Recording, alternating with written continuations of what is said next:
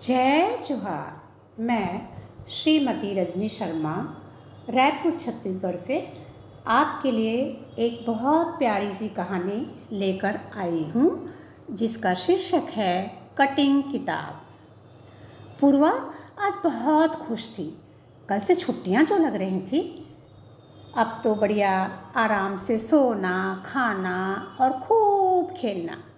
तपती दोपहरी में गंगा इमली के पेड़ के नीचे बैठना और इमलियाँ तोड़ना। अर्पा, पैरी, सारे उसके दोस्त भी बहुत खुश थे। छुट्टी के 2-4 दिन तो बड़े मज़े से बीते। अब उसके बाद बोरियत सी लगने लगी। पूर्वा को माँ ने कई बार कहा कि घर के काम में कुछ हाथ बटा दिया करो, पर कहाँ, वह तितली सी फुर्र, कभी यहाँ तो कभी वहाँ। अचानक एक दिन अपने दोस्तों के साथ छुपा छुपाई खेलते खेलते वह कबाड़ खाने में जा छुपी। अचानक अखबारों का पुलिंदा उसके ऊपर आकर गिर गया। आवाज़ आई और वह पकड़ी गई। अर्पा पैरी ने चिल्लाकर कहा, अब तो तुम्हें दाम देने ही पड़ेंगे। पूर्वा खींच गई।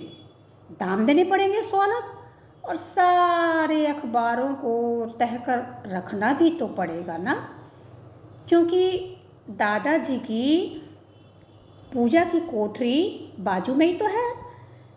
अब वो करे तो करे क्या। उसने पूजा करते समय दादाजी की ओर देखा। अर्पा और पैरी बोले, अच्छा ठीक है, अब हम कल मिलते हैं। बुझे मन से पूर्वा ने कहा, ठीक है। अब वह बैठकर अखबारों को तह करने लगी।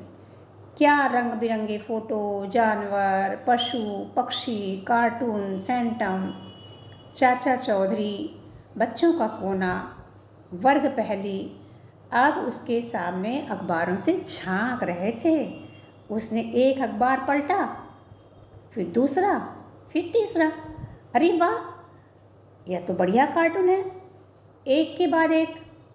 फिर क्या था, वह दौड़ कर गई और कैंची लेकर आ गई। इतने में दादाजी आ पहुँचे। उन्होंने पूछा, पूर्वा क्या कर रही हो?